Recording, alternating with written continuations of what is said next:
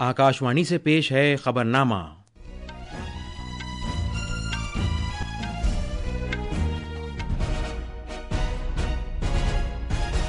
आदाब। खबरनामे के साथ मैं ज़मीर रज़वी। सबसे पहले इस वक्त की सुर्खियाँ। वज़ीर-ए-आज़म नरेंद्र मोदी ने कहा है कि ऑपरेशन सिंदूर की जड़ें जदीद तरीन टेक्नोलॉजी और दिफाई साजो सामान की तैयारी की मेक इन इंडिया पहल में पेवस्त हैं। वज़ीर-ए-आज़म आज सुबह नई दिल्ली में अरकान पार्लियामेंट के लिए 184 नए तामीरशुदा टाइप 7 मल्टी स्टोरी फ्लैट्स का इफ्तिताह करेंगे। मरकज़ आज 30 लाख किसानों को फसल बीमे के तौर पर 3,200 करोड़ रुपए तकसीम करेगा। इंतखाबी कमीशन ने कांग्रेस रहनुमा राहुल गांधी को साल 2024 के लोकसभा इंतखाबात में वोटर घोटाले के उनके इल्जामात पर नोटिस जारी किया है। भारत की खातून मुक्केबाजों निशा और मुस्कान ने बैंकॉक में 19 साल तक की एशियन मुक्केबाजी चैंपियनशिप में सोने का तमगा जीता है और अन्नू रानी ने भुवनेश्वर में Indian open 2025 world athletics continental bronze tour में खवातीन के भाला फेंकने के मुकाबले में सोने का तमगा जीता है। अब खबरें तफसील से।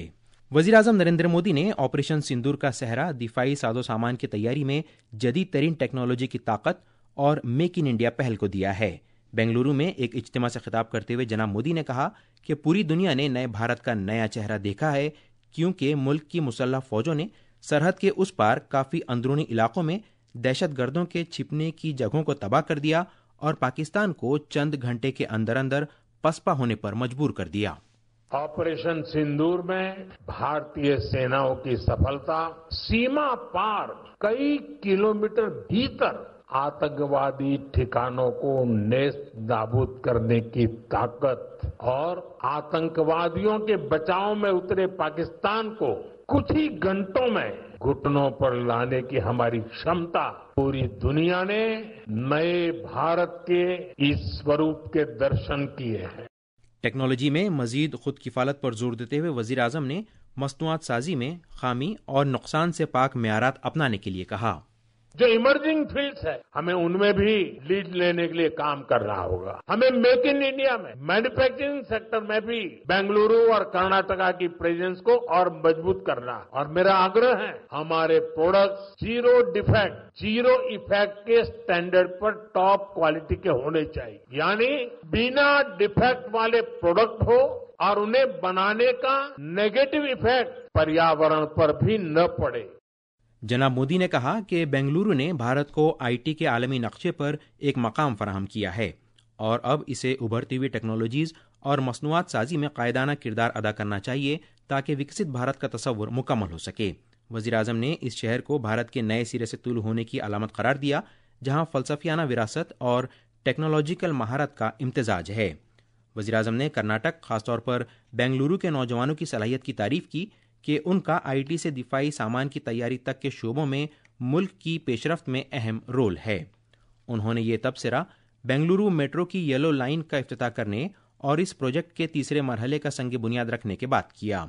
येलो लाइन पर तकरीबन 7,160 करोड़ रुपए और इस प्रोजेक्ट के तीसरे मरहले पर 15,610 करोड़ रुपए की लागत आएगी। वज़ीर आज़म नरेंद्र मोदी आज नई दिल्ली में बाबा खड़क सिंह मार्ग पर अरकान पार्लियामेंट के लिए टाइप 7 मल्टी स्टोरी फ्लैट्स का इफ्तिताह करेंगे। ये 184 फ्लैट्स हाल ही में तामीर किए गए हैं। वज़ीर आज़म इस मौके पर रिहायशी जगहों पर सिंदूर का एक पौधा भी लगाएंगे। वो श्रमजीवियों से भी बातचीत करेंगे और इज्तिमा से खिताब करेंगे। तफसील हमारे नामानिगार से।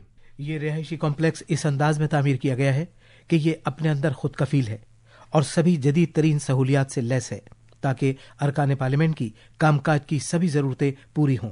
इसमें माहौलियात के एतबार से पायदार खासियतें शामिल की गई हैं, जिनका ताल्लुक तवानाई के तहफ़्फ़ुज़, काबिल तजदीद तवानाई और कचरे के मौसर बंदोबस्त से है।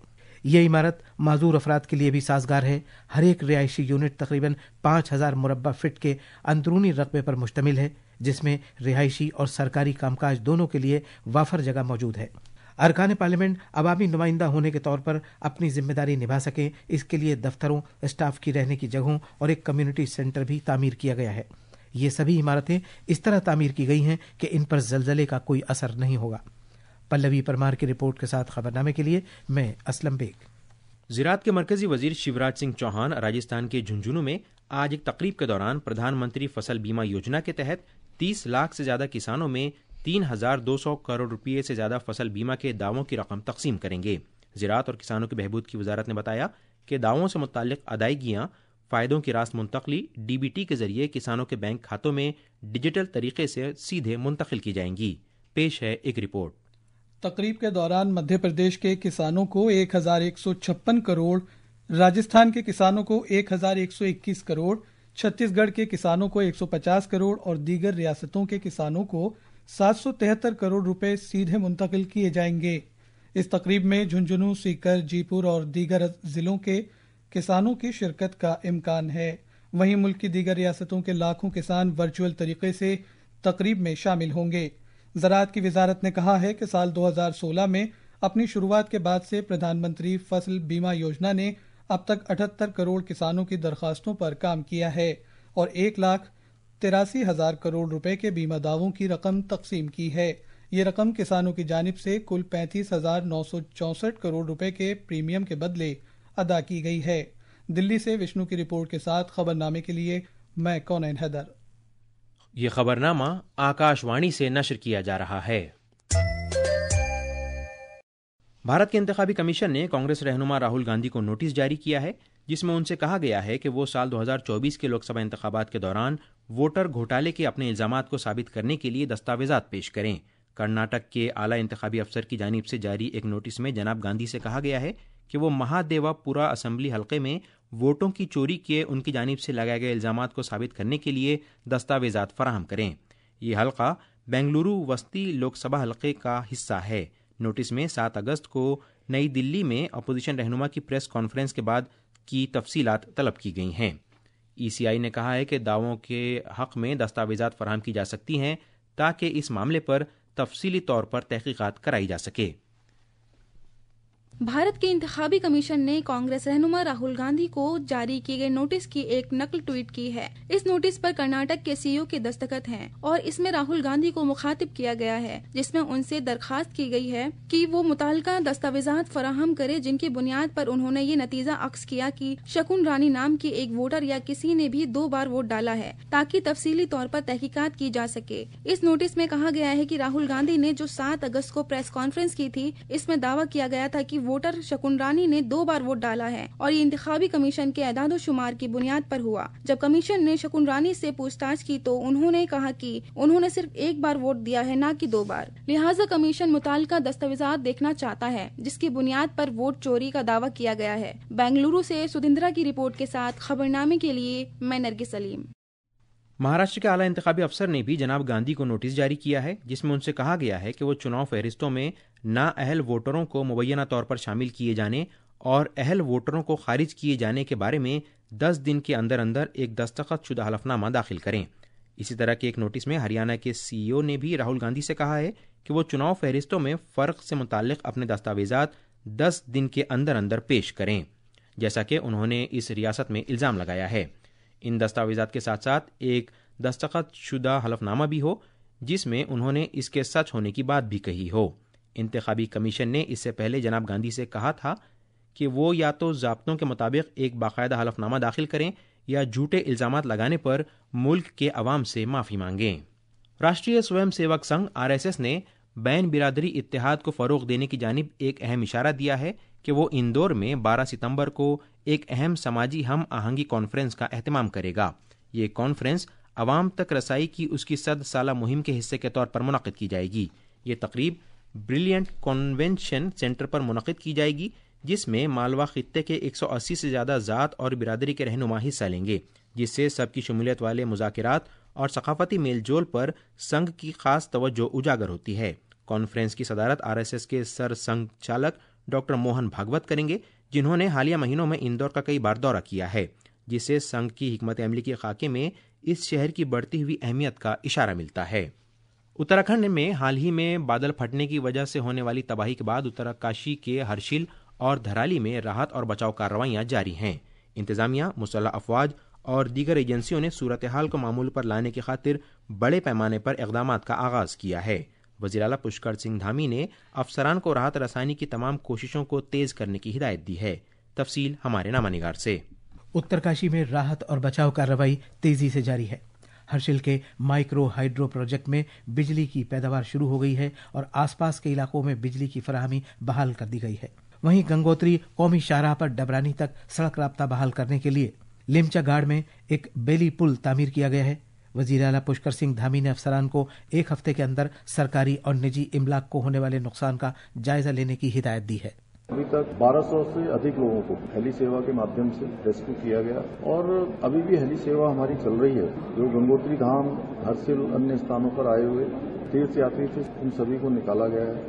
اس دوران محکمہ موسمیات نے باگیشور، دہرادون، ٹہڑی، پوڑی اور نینی تال اضلاع میں آج شدید بارش کی پیشگوئی کی ہے۔ دوسری جانب زمینی تودے کھسکنے کے سبب بدری ناتھ قومی شاہراہ پر کئی مقامات پر گاڑیوں کی آمد و رفت متاثر ہوئی ہے اور سڑک سے ملبہ ہٹانے کی کوششیں جاری ہیں۔ دہرادون سے ساکشی سنگھ کی رپورٹ کے ساتھ خبرنامے کے لیے میں اسلم بیگ۔ جنوبی ترکیہ کے سندرگی میں زلزلہ آیا ہے جس کی شدت 6.1 درج کی گئی ہے۔ قدرتی آفات سے نمٹنے کی ترکیہ کی ایجنسی AFAD نے بتایا کہ زلزلہ ملک کے جنوبی حصے کے کئی شہروں میں محسوس کیا گیا، جن میں استنبول اور سیاحوں میں مشہور ازمیر بھی شامل ہیں۔ ترکیہ کے میڈیا کے مطابق زلزلے کے دوران بالیکیسیر صوبے میں کئی عمارتیں منہدم ہو گئیں۔ 19 سال سے کم عمر کی لڑکیوں کے ایشیائی باکسنگ چیمپئن شپ میں بھارت کی مکے بازوں نے سونے کا تمغہ جیتا ہے۔ اسی طرح تھائی لینڈ کی راجدھانی بینکاک میں جاری اس چیمپئن شپ میں بھارت نے 14 تمغے حاصل کیے ہیں۔ بھارت کی کھلاڑی نشا نے 54 کلو گرام زمرے میں اور مسکان نے 57 کلو گرام کے زمرے میں سونے کے تمغے جیتے ہیں۔ دیگر 5 کھلاڑیوں نے چاندی کے تمغے جیتے ہیں۔ مردوں کے فائنلز میں راہل کنڈو نے 75 کلو گرام زمرے میں سونے کا تمغہ جیتا ہے۔ اسی طرح بھارت نے سونے کے 3، چاندی کے 7 اور کانسے کے 4 تمغوں سمیت کل 14 تمغے جیتے ہیں۔ ایتھلیٹکس میں اولمپک کھلاڑی انو رانی نے Indian open 2025 world athletics bronze level continental tour میں خواتین کے بھالا پھینکنے کا خطاب جیت لیا ہے۔ انہوں نے اوڈیشہ کے بھونیشور کے کلنگا اسٹیڈیم میں کل اس کارکردگی کا مظاہرہ کیا۔